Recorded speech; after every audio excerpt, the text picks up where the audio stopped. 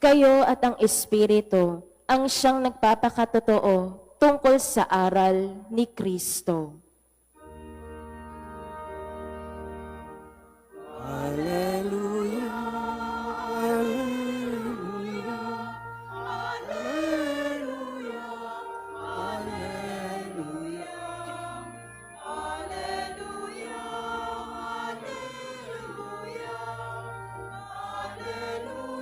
hallelujah.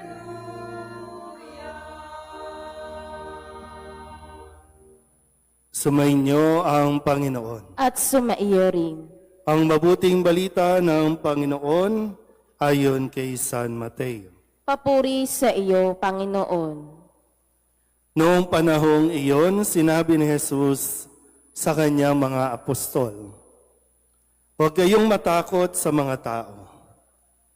Walang natatago na di malalantad o nalilihim na di mabubunyag. Ang sinasabi ko sa inyo sa dilim, ulitin ninyo sa liwanag. At ang ibinulong sa inyo ay inyong ipagsigawan. Huwag ninyong katakutan ang pamapatay ng katawan, ngunit hindi nakapapatay ng kaluluwa. Sa halip, katakutan ninyo'y ang nakapapatay ng kaluluwa at katawan sa impyerno. Hindi ba ipinagbibili ang maya ng 2 isang pera? Gayunman, kahit isa sa kanila'y hindi nahuhulog sa lupa kung hindi kalooban ng inyong Ama. Maging ang buhok ninyo'y bilang na lahat. Kaya huwag kayong matakot. Higit kayong mahalaga kaysa libo-libong maya.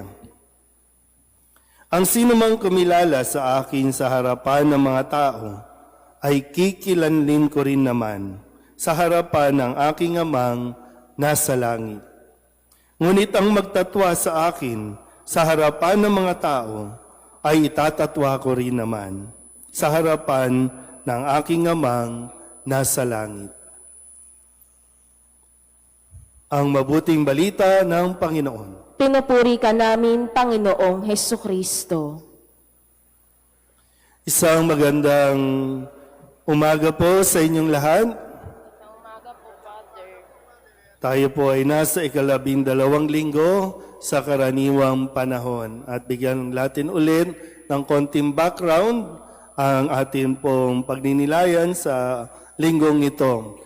Nung nakalipas na linggo, narinig natin ang pagpapangalan ni Jesus sa kanyang mga alagad at tinawag ito mga apostol.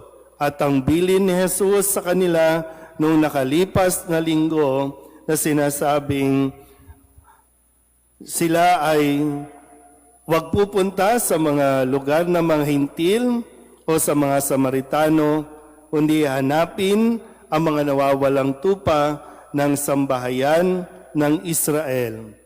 Umayo kayo at ipangaral na malapit ng maghari ang Diyos. Buhayin ang mga patay, pagalingin ang mga may sakit, palayasin ang mga demonyo.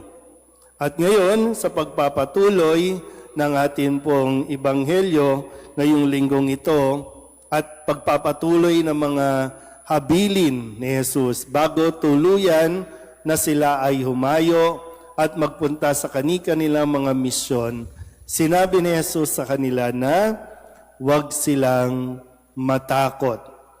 Huwag kayong matakot. Sabihin nyo nga sa katabi ninyo, huwag kang matakot. Alam na ni Jesus, marahil hindi magiging madali ang tatahaking landas, ang tatahaking buhay ng mga alagad. At talagang matutunghayan natin yan kapag binuksan mo pa at ipinagpatuloy ang kwentong ito sa ating Biblia, malalaman ninyo ang mga karanasan ng mga alagad. At kaya pinauna na ni Jesus na bigyan sila ng kalakasan sa pamamagitan ng pagbibigay ng mga salita na dapat na tumimo sa isipan ng kanyang mga alagad. Yung huwag matakot. Kasi talaga namang nakakatakot ang kanilang susuungin. Pero sabi ni Jesus, huwag kayong matakot. Una, sabi niya, huwag kayong matakot sa tao. Yung mga tao, pagdating ng araw, yung mga taong takot sa katotohanan, yung mga taong takot sa kanilang namalantad ang kanilang mga pinaggagawang kamalian, yung mga tao na wala nang ibang sasabihin kundi rejection o pamumuna sa kanila. Sinabi ni Jesus, huwag kayong matakot sa mga taong yan. Pangalawa, sinabi rin ni Kristo, huwag kayong matakot sa mga kayang pumatay ng katawan. Ang katakutan ay yung papatayin ang kaluluwa at katawan sa impyerno. Pero yung sasaktan ka lang, sasaktan kayo, huwag kayong matatakot doon. Kaya nga marami sa mga alagad, no, sa kwento, sila ay ikinulong, pinahagupit, inilambitin, binalatan ng buhay, pinatay. Pero sila ay naging matatag at nanindigan sa pananampalataya. Katawan lang yan. Mabubulok at mabubulok yan. Mawawala yan sa mundong ito. Pero yung kaluluwa, yan yung magpapatuloy at pupunta sa kabilang buhay. Pangatlo, sinabi rin ni Kristo, huwag kayong matakot dahil mahalaga kayo sa Diyos. At kapag mahalaga sa Diyos, hindi niya pababayaan. Kaya muli, no, ito yung magiging karanasan ng mga alagad. Naranasan na nila at sila ay nagtagumpay. Pakisabi nga ulit sa katabi, huwag kang matakot. Magandang mensahe din ito para sa linggong ito, no? Lalo tigit, pinagdiriwang ng buong mundo. Inaalala, ginugunita ang lahat ng mga tatay at marahil, no, magandang iparating ito sa lahat ng mga tatay ang mga salita ni Kristo, huwag kayong matakot. Huwag kang matakot magpakaama. Huwag kang matakot maging asawa. Huwag kang matakot. Minsan, ang hirap po kasi sa lalaki, di ba, no? Yung takot, either ikukubli mo, itatago mo sa pamamagitan ng pananahimik, o yung takot mo ay idadaan mo sa galit o sa init ng ulo o sa kung ano man para hindi makita, natatakot ka lang. Pakisabi nga ulit sa mga tatay na katabi ninyo, huwag kang matakot.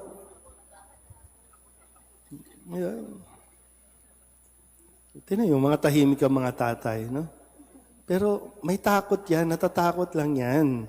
Ay, kasi di ba, lahat naman po ng mga tatay, bago pa kayo naging ama o naging asawa, meron din kayong karanasan sa inyong mga tatay.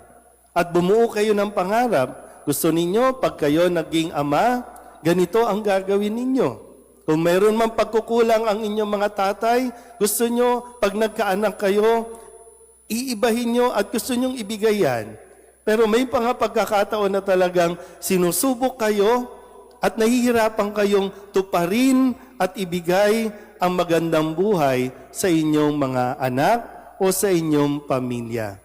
Kaya maraming tatay, dahil sa takot, humihinto na lang at hindi na nagpapatuloy magpursigi. Huwag kayong matakot.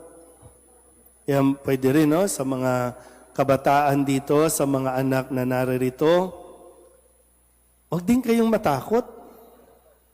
Hindi ko alam, no, kung saan nanggaling, paano nagsimula, na hindi kayo magbatian, hindi kayo mag-usap.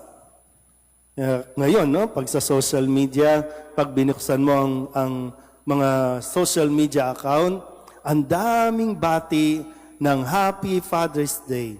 Pagandahan ng caricature, pagandahan ng mga font, may mga pa-video-video pa yan. Pero hinay-hinay. Baka mamaya, binati mo na ang buong tatay, no, sa buong mundo pero ang mismong tatay mo hindi mo pa binabati, para saan yun? Ano? Nandiyan yung tatay mo, ba't di mo mabati? Yun nga, sabi ko, ano ba nangyari? Paano nagsimula na unti-unti kayong lumayo, unti-unti kayong dumistansya sa isa't isa? Natatakot na kayong lumapit sa isa't isa. So, kailan ka lalapit? Kapag nasa kabaong na. So, kailan babatiin ng totoo? Di ba? Kaya, sana po, no, mga tatay, huwag kayong matakot. Marami na po ang mga anak na lumalaking takot. Akala lang natin mga pasaway, akala lang natin mga rebelde o nagre-rebelde, natatakot lang sila. At mahalaga na ang tatay nakakakitaan ng katapangan. Hindi yung init ng ulo, kundi yung katapangan na maipakita mo sa iyong pamilya na kung paano magpursige, kung paano magtiyaga, lalo tigit kung paano magpasalamat sa lahat ng biyaya na binibigay ng Diyos. Tandaan niyo po, no, sabi rin dito, maaring iparating din sa inyo, mahalaga kayo sa Diyos. Mga tatay, mahalaga kayo sa Diyos. Kadalasan, hindi masyadong ipinapakita sa inyo ang appreciation at alam kong gusto nyo rin naman yon. Masarap din naman yung mapakinggan at marinig na na-appreciate kayo. Pero kung hindi man ito maiparinig sa inyo, maipakita sa inyo, tandaan mo na-appreciate ng Diyos ang ginagawa mo ng tahimik. At ang Diyos na nakakakita ng lahat ng iyong effort, siya din naman ang gaganti sa iyo. Sa tuloy mo lang, hindi madaling maging ama, hindi madaling maging asawa, hindi madaling bumuhay ng isang pamilya. Pero hindi kayo pababayaan ng Diyos kasi kayo ang pinili at sa inyo ipinagkatiwala ang buhay. Kung ilan man yan, ang buhay ng asawa mo, ang buhay ng mga anak mo, ipinagkatiwala yan sa Diyos at naniniwala siya na kaya mo, kaya tandaan mo, huwag kang matakot. Amen?